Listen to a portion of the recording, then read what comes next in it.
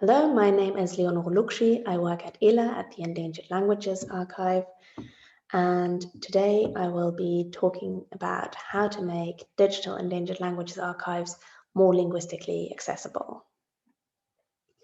Digital endangered languages archives hold vast amounts of data of spoken, signed, and whistled endangered languages.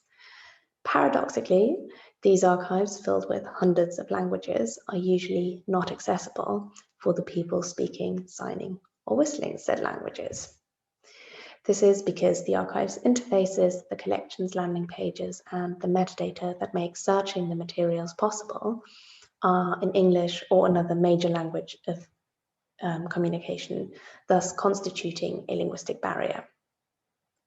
Archive users, the people engaging with an archive, and the materials therein might be researchers from a variety of disciplines or students, or they might be members of a community whose language is represented in an archive, or simply people interested in the contents of an archive for whatever reason.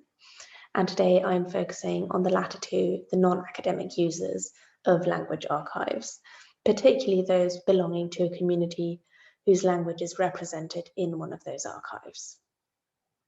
So let's have a look at the largest endangered languages archives. We have ILA, the Archive of Indigenous Languages of Latin America, housed at the University of Texas at Austin. We have DOBIS, Dokumentation bedrohter Sprachen, which forms part of the Language Archive at the Max Planck Institute for Psycholinguistics. ELA, the Endangered Languages Archive, housed at SOAS, University of London. And of course, PARADISEC, the Pacific and Regional Archive for Digital Sources in Endangered Cultures at the Universities of Sydney, the University of Melbourne, and ANU.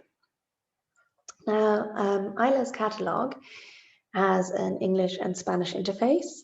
Metadata can be browsed in both languages, and registration can also be done in both Spanish and English. DOBIS offers a portal on its homepage in seven different languages, but the archive's catalogue is only available in English. And similarly, PARADISEC offers translations of their homepage in 6 languages, but not their catalogue.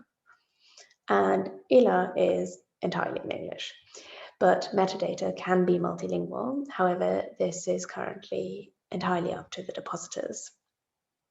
So in a way, you could say that these archives contribute to the linguistic exclusion of speakers of the languages represented in their collections and provide yet another reason to teach your children English or another dominant language rather than your own language. Now, apart from the English bias, we have a more general written bias. And although we're dealing with materials in languages that are not written for the most part, and we have an academic bias, if you will, so navigating a complex archive catalogue is something that requires a very specific type of literacy. Now, I'm assuming that most of you understand and read English and have some degree of academic training, which means you are able to navigate all of these archives and most of the internet fairly effortlessly. So let's have a look at how it feels like to try to navigate an archive in a language you don't understand and in a writing system you can't read. And I apologize to anyone who reads and understands Thai. So this is the website of the Archive of Languages and Cultures of Ethnic Groups of Thailand, which was launched in 2019 and was introduced in a paper earlier today. And the entire interface, as you can see, all the metadata and description, everything is in Thai, which is great if you speak Thai. But you can imagine how frustrating it might be if you don't and are trying to find a recording of your grandfather that you know is somewhere in that archive. Now, there are several different linguistic barriers within an archive. First, there's the archive's homepage, and if users are lucky, that homepage might be available in several languages, like the DOBIS portal or PARADISEC.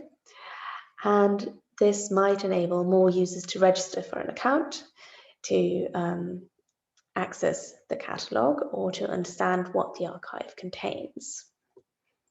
Now, the next barrier is the Catalogues Interface. So if it is in a language that users can't read or understand, then they won't be able to use the search functions and filtering facets and actually find collections and files.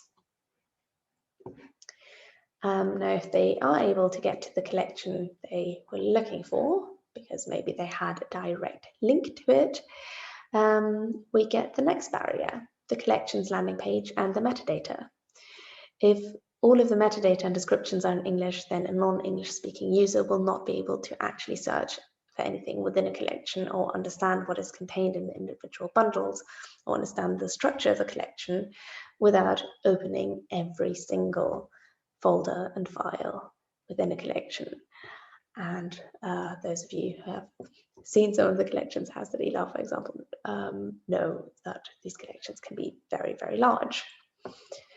So in an ideal world, we don't have any of these barriers, and homepages, catalogues, interfaces, landing pages, metadata of all the archives housing materials in marginalized languages would be available in all the languages represented in each of these archives.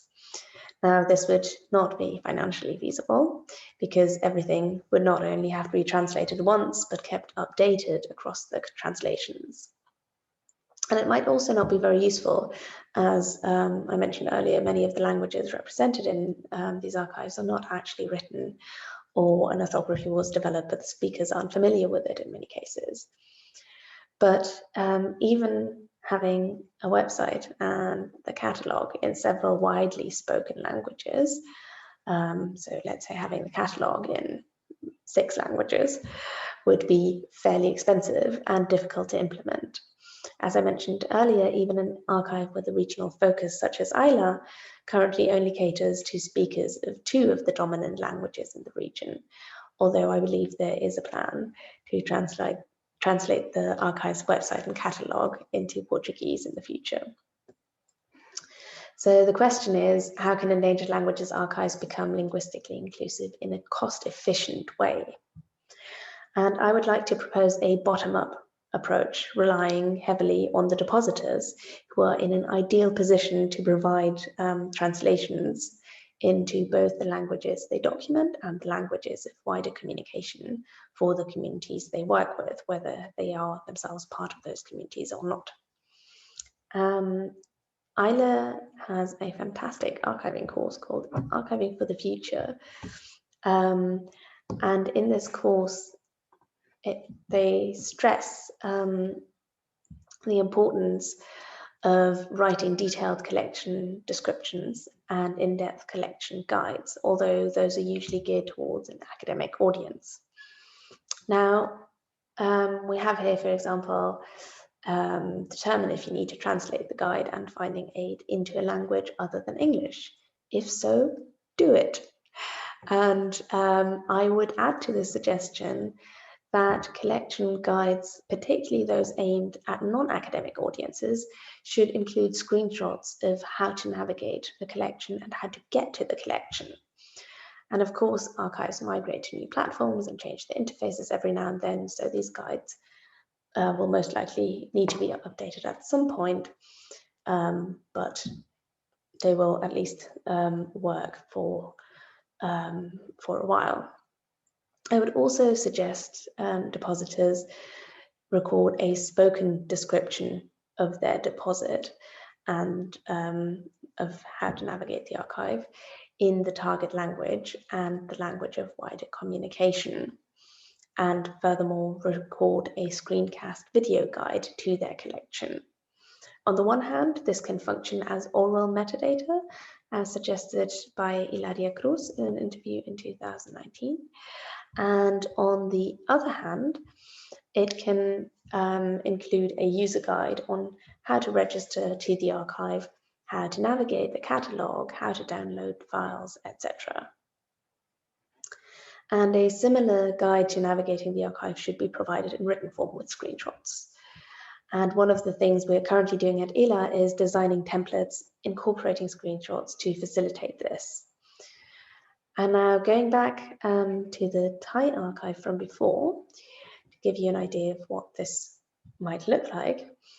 So if a non-speaker of Thai, like myself, were provided with this very, very simple guide consisting essentially of one screenshot and 3 bullet points, the archive would already be much more easily accessible to them. And for a regional archive such as this one, that might not be as important, as everything is already in the language of wider communication. But for larger archives, providing similar guides would be an important step towards more inclusive archiving practices. Now, on a more fine-grained level, the depositors should ideally supply metadata in multiple languages, including the language documented and the regional language of wider communication. And here's a lovely example of that from Kelsey Neely's ELA collection, Multidialectal Lexical Documentation of Yaminawa, Nawa, and Sharanawa. And in addition to multilingual metadata, ideally the descriptions on a collection's landing page should also be multilingual, like this one from the Upper Napo Quechua Documentation of Language and Culture collection at ELA, deposited by Carolina Jeff.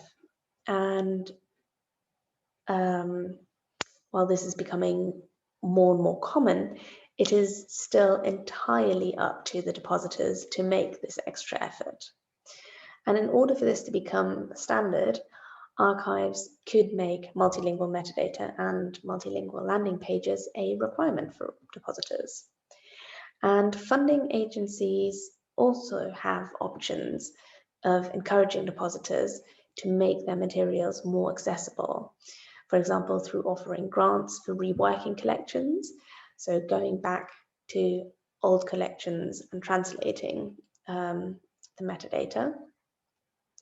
Or they could also make it a requirement for their grantees to provide multilingual metadata and a collection description in the language documented and the language of wider communication, as well as a video and audio guide in those languages to their collection. Now, the archive's job in this case would be to provide templates for these guides in form of scripts and screencasts of the general introduction to navigating the catalogue or registering as a user, etc. Now, finding a cost-efficient way of having the catalogues interface in several languages is much more difficult, and the same is true for the archive's homepage. But archives could offer audiovisual and written user guides with screenshots, at least in the biggest contact languages of the languages that are housed in the archives. So explaining how to use an archive, and that is one of the things we are currently working towards at ELA. And another step towards more accessibility is to be as visual as possible. A user accessing ELA is able to find information about how many deposits are available from one country or which languages deposited are spoken where via this map, even if the map and website are in English and they don't speak English. And of course, maps are not universal either and also require a type of literacy, but the barrier is much smaller than with a catalogue solely available in written form. Thank you very much.